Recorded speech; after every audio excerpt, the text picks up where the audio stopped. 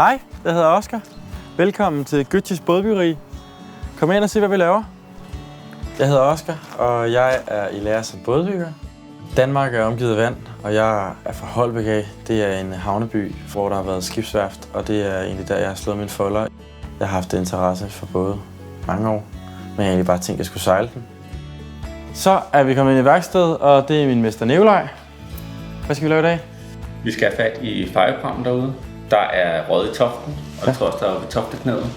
Så du går i gang med at lave en ny tofte, og så laver du tofteknæ og finder noget rigtig godt krumtræ og laver det ud af. Yes, jamen det vil jeg gå og kigge på. Yes. Kom med. Så sejlede jeg dem, og så ville jeg sgu også gerne bygge dem bagefter, så nu er jeg gået i gang med det. Så er vi kommet ud til fejeprammen her, og den skal vi skifte en tofte og 2 tofteknæ på. Og det skal vi af den grund, at der er fundet råd under tofteknæet her. Jeg kan lige kigge her. Det er godt blødt her. Så det vil jeg afmontere nu. Her hos os, der er vi primært i træ, fordi vi prøver at specialisere os meget i den gamle tradition med klinkbyg og krevelbyg. Det er 2 måder, man kan bygge træskib på. Med krevelbyg, der ligger man plankerne op mod hinanden. Så har vi klinkbyg, og det er der, hvor plankerne de overlapper hinanden. Det er en gammel tradition, og det er faktisk på UNESCO's verdensarvsliste. Så fik vi afmonteret det, og nu begynder at producere noget nyt.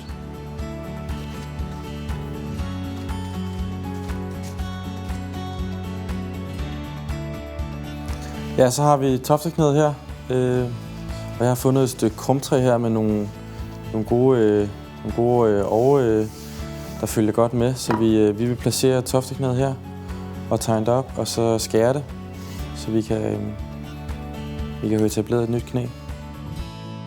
Jeg begyndte at arbejde med faget, da jeg var 17 år. Der gik jeg i gang, og det var som fejedreng på Nationalmuseet.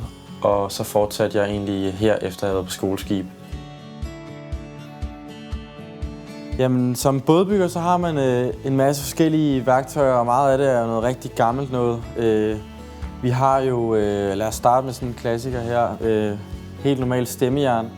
Det bruger vi i dagligdagen til mange forskellige opgaver, og det kan man simpelthen ikke leve uden. Så har vi sådan nogle her sjove nogle. Det her det er en skibshøvl. Den kan høvle kurver indvendigt og udvendigt, hvis man stiller sålen modsat. I forhold til en helt retsålet høvl her, som den her pushøvl. Man kan også gå lidt ud i ekstremerne, og så kan man få sig en robank, hvis man skal høvle noget meget langt eller meget fladt. Hvis man godt kunne tænke sig at komme ind i de fag her, så tror jeg bare, at man skal gå ned til det sted, man nu kender eller har hørt om, og så spørge, om de har brug for en hånd imellem. Og ellers så skal man starte på grundforløbet. I Danmark har vi bådbyggerlinje i Helsingør, hvor man kan komme i grundforløb, fordi så har du en god indgangsvinkel for at få en læreplads. Så er vi kommet ind med vores tofte, og vi har vores planke her, eller vores materiale til toften. Vi har her noget fyrtræ, og nu har jeg tænkt mig at placere den her og strege den op, og så vil jeg skære den. Ja, så det bliver sådan. Min vej, det var så at gå direkte til sagen og komme ind på et værft og lave noget. Og så efterhånden, så kan man få nogle opgaver, der er lidt sjovere end bare at rydde op efter de andre. Hvis man har en drøm, så skal man bare gøre det, gå efter det, fordi der er sgu ikke nogen grund til at vente.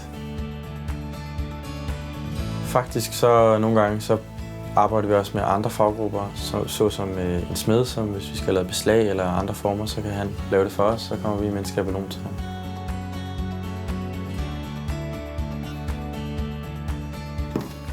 Det er også bare super fedt med sådan nogle håndværktøjer her. Det er jo, man får lov til at bruge hænderne og kommer hjem og kan mærke, at man har brugt kroppen og ikke siddet foran computer eller noget hele dagen. Synes jeg i hvert fald personligt er rigtig lækkert. Ja, nu er jeg færdig med knæet, og jeg laver lige det sidste finish her. Og det gør jeg med en bugthøvl. Og det her det er en bugthøvl med rundsål. Det, der godt kan være lidt sjovt med sådan et knæ, det er, at når årene de løber med her, så kan de godt svinge, så man skal høvle. På det første stykke skal jeg høvle mod mig selv, og så næste stykke skal jeg høvle væk fra mig selv af, for at få den bedste spåen. Det kræver mange års hårdt arbejde at mestre det her fag. Man er udlært efter 4,5 år, og der er mange, der mener, at man først er rigtig bådbygger efter 10 år. Det er meget tilfredsstillende,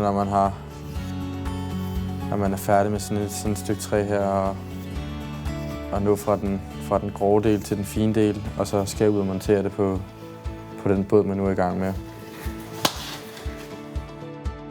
Det, jeg synes, der er rigtig spændende ved det fag her, det er, at vi ligesom bevarer det gamle håndværk og fører traditionerne videre. Ellers bliver det glemt. Så er vi ved at være klar til montering, og jeg vil sige tusind tak for besøget. Og jeg håber, det har givet et indblik i, hvordan det er at være bådbyggerlærling, og håber, at inspireret dig. Hej.